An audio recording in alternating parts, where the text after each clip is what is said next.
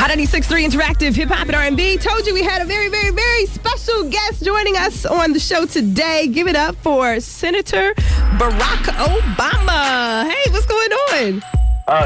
You tell me. What's happening? Who am I talking to? This is JJ from Hot 96.3. A lot of people here in Indiana who have felonies don't realize that they can vote, so I just wanted you to maybe throw that in there somewhere. I'll be happy to let them know.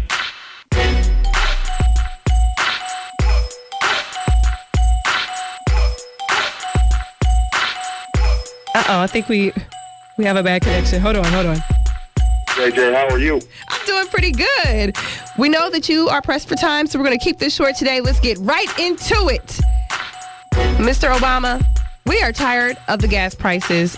I'm sure you probably are too, because you're probably on the road more than anybody else right now. That's right. We're using a lot of gas right now. What are we going to do about these gas prices? Well, I tell you what, short term, we can go after the windfall profits of some of these oil companies and make sure that they're reinvesting in refinery capacity that can bring maybe gas prices down a little bit. I think that it's important for the president to try to create a little more sensible foreign policy in the Middle East, because that's driving oil prices up. Right. People are worried about supplies being cut off. But the thing that we really have to do long term is just to develop, more efficient cars and new fuels, and that's going to take a few years to do. But if we can start producing cars that get better gas mileage and start using biodiesel and biofuels, alternative fuels, then demand for gasoline will go down, and that will push prices down. But that's probably going to take a couple of years. In the meantime, I just want to give a tax break to a bunch of people so that they have a little more money in their pockets and they can deal with these rising fuel prices. I've said that if you make $75,000 a year or less, then we want to give you a tax break that could save you up to $1,000 per family per year, and that will help offset some of these back-breaking gas prices. That sounds good to me. Now, let's talk a little bit about the jobs for people with felonies. That's something that really affects our community. They're having a tough time. They're saying, you know what? I did my time. I paid the price. Now I want to get back into the working environment and be able to provide for my family. And they're saying that it's impossible. What can we do to help out those people who have felonies? Well, the first thing that we have to do is just keep people out of jail in the first place. And that means making sure that we've got early childhood education, that our K through 12 system is working. We provide after-school programs and summer school programs for kids. Giving them positive direction means they're less likely to hit the streets and ultimately get into trouble. We also then have to make sure that we are dealing intelligently with first-time nonviolent drug offenders and using drug courts and other strategies that can give young people probation, give them drug treatment, so that they are not ending up being more involved in the criminal justice system. Right. And then the final thing that we've got to do is we've got to have education programs and transitional jobs for felons when they come out.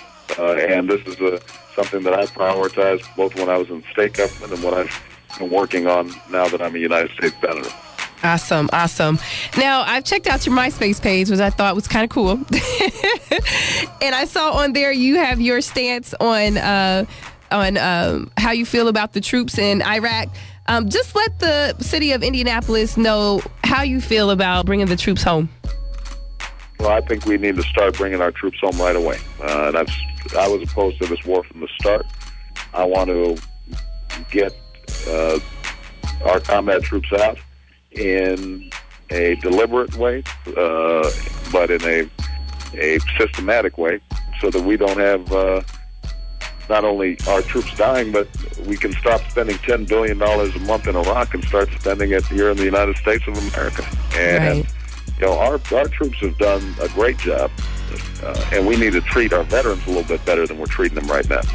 Right. But we can't solve a lot of these problems. We can't set up better education programs. We can't provide health care or college scholarships as long as we're spending all that money in Iraq. It's time for us to bring this war to a close. Ooh, well, I like that. Let me ask you about this, too. I'm representing the working mothers out there. Child care is out of control as far as the prices. And you have a lot of working moms out there who are busting their butts every day, but they can't pay for the daycare for their kids. And it's almost like in some situations, it's better for them to not be working so that they can get the assistance to help, take care of their kids. What can we do about child care? Well, first thing is to expand the child care tax credit, which isn't enough for a lot of families. And I think the second thing is we've got to improve the number of child care facilities that are out there, especially infant care. That's always really tough for young families. And flexibility. So if, for example, women work the night shift, that there's some evening child care. These are all things that we've got to prioritize. And it's something that I'm committed to doing something about when I'm president of the United States. Awesome. One last question. Okay, this is the last. This is very, very short. Top 5 questions for Barack Obama. Are you ready? I am. Question number 1, Newports or Marlboro Lights? Neither. You gotta stop. All right. He's saying no to cigarettes. I like that.